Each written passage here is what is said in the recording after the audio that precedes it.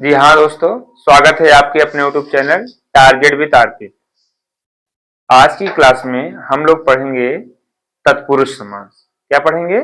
तत्पुरुष समास। ठीक है कि तत्पुरुष समास क्या होता है और उसके उदाहरण के साथ उसकी व्याख्या भी करेंगे। ठीक, तो देखिए तत्पुरुष समास।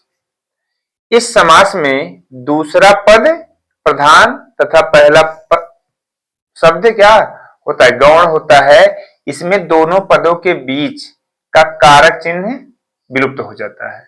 ठीक, तत्पुरुष समास के भेद कितने हैं? 6 हैं। विभक्ति क्या है उनकी? विभक्ति एक चिन्ह सहित है और उनके पद हैं और उनका विग्रह है। तो देखिए, पहला है कर्म तत्पुरुष। क्या है? कर्म तत्पुरुष, कारण तत्पुरुष, संप्रदान तत्पुरुष, अपादान तत्पुरुष, अधिकार तत्पुरुष, संबंध तत्पुरुष। तो कर्म की जो विभक्ति होती है वो द्वितीय विभक्ति होती है। द्वितीय में कर्म का चिन्ह जो होता है को होता है। कर्ण तृतीया होती है। तृतीया का चिन्ह होता है से द्वारा। द्वारा मतलब साथ। संप्रदान के लिए होता है अपादान से अलग हो। देखिए, कर्ण में भी से है और अपादान में भी से है। तो इस से का मतलब होता है जुड़ा होना। इस से का मतलब होता है जुड़ा होना और इस से का मतलब होता है अलग होने के भाव में। ठीक है। और अधिकरण, अधिकरण तत्पुरुष में पै पर इस, ठीक है, इसकी विभक्ति है, विभक्ति चिन्ह है। और लास्ट जो संबंध तत्पुरुष है वो है का के की। अब इनका शब्द देखिए, पद कहिए या शब्द कहिए, पद और शब्द एक ही चीज है। ठीक है। तो कर्म को, और यहां स्वर्ग प्राप्त शब्द है। स्वर्ग प्राप्त मतलब स्वर्ग को प्राप्त करना। स्वर्ग प्राप्त मतलब स्वर्ग को प्राप्त करना। तो यहां पे कर्म भक्ति का को आया है। ठीक है। और कर्ण से द्वारा मतलब साथ लेके। हस्तलिखित, हस्तलिखित मतलब हाथ से क्या होगा?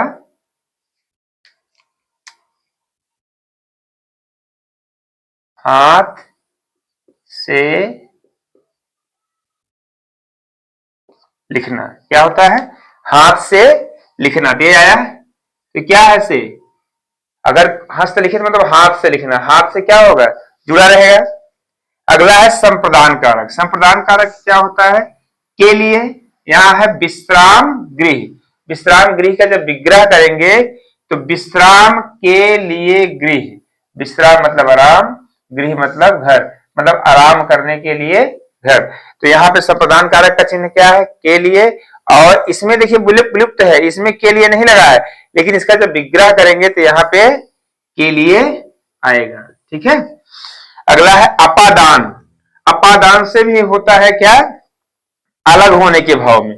अब पाप मुक्त, पाप से मुक्त मतलब पाप जो पाप किया है उससे पाप हट गया। तो ये क्या हुआ? अलग हुआ। दोनों दोनों क्या हो रहे हैं? अलग हो रहे, पाप से मुक्त हो रहा है। ठीक है। अधिकरण, अधिकरण में मे पै पर। तो मे पै पर जलमग्न, जलमग्न तो जल से मग्न। आप बीती, आप पर बीती। प्रेम सागर, प्रेम का सागर। संबंध में क्या है? का के की। प्रेम सागर, प्रेम का सागर। अमृत धारा, अमृत की धारा। समयानुसार, समय के अनुसार। ठीक है। तो इसमें अगर आपसे पूछा जाए कि ये कौन सा समास है, समय अनुसार क्या बताएंगे? संबंध तत्पुरुष समास। अमृत धारा, अमृत की धारा कौन सा समास है? संबंध तत्पुरुष समास। अब पूछ लीजिए विश्राम गृह, तो इसका पहले विग्रह करिए। तो विश्राम के लिए गृह, के लिए कहां आता है? संप्रदान तत्पुरुष में। ठीक है। हस्तलिखित, हाथ से लिखना, हाथ से लिखना। तो हाथ से क्या होगा? लिखनी जुड़ी रहेगी, साथ है तो क्या होगा? करण। और कर्म तत्पुरुष, कर्म तत्पुरुष को क्या कहेंगे? को, स्वर्ग को प्राप्त। ठीक है। तो स्वर्ग प्राप्त ये क्या है? कर्म तत्पुरुष। ठीक है। अब एक बार आप लोग इस पूरे बोर्ड का स्क्रीनशॉट ले लेंगे।